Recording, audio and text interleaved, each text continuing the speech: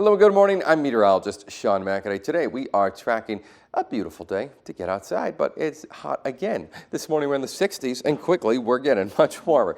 Just like this past weekend, we're maybe breaking some records. This weekend, both Saturday and Sunday we did. Today we're getting awfully close. Upper 80s this afternoon. It's another incredibly hot day for this time of year when typically we should be in the mid 60s. So what's going on? Well, it's a heat wave, of course. Today, we're getting awfully close to the old records for October 2nd, all set in 1953 for our cities across our area, low 90s. That was a hot day then. We're getting awfully close to the 90s today, some of us likely touching 90 degrees. We're about maybe a degree or two shy from these records. We'll see how they play out this afternoon. But, you know, on these hot days, extremely hot stretches, you're like, well, what does climate change have to do with it? You might be thinking that. Let's make it simple for you. As we add a little bit of extra heat to the atmosphere with climate change, these extreme days, that little bit of extra heat makes a big difference. All of a sudden, an 85 degree day is now an 88 degree day or a 90 degree day.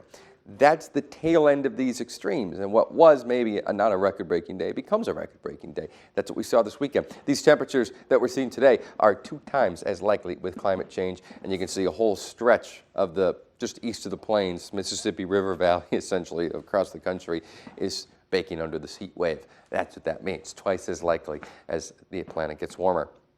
But it's certainly not feeling, or it's not looking like it should be getting warmer. It looks like it should be getting cooler. We're starting to get some leaves falling off the trees.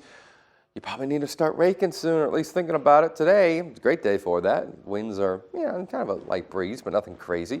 Ground is dry. Tomorrow, it's a bit windier, something to keep in mind. Gusting 20 plus miles per hour. And Wednesday, the ground could be a little bit wet, especially in the morning.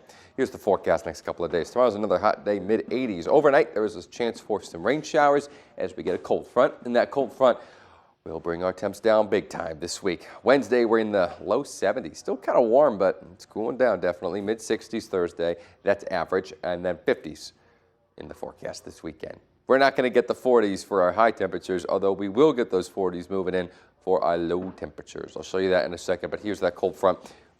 Tuesday night, here we are Wednesday morning, you got some light showers pushing through. Last week, if you remember, we were talking about storms on Wednesday because the front is now a bit earlier. It doesn't look like that will be a rainy day too much. Instead, just a couple of light showers overnight tomorrow night into Wednesday.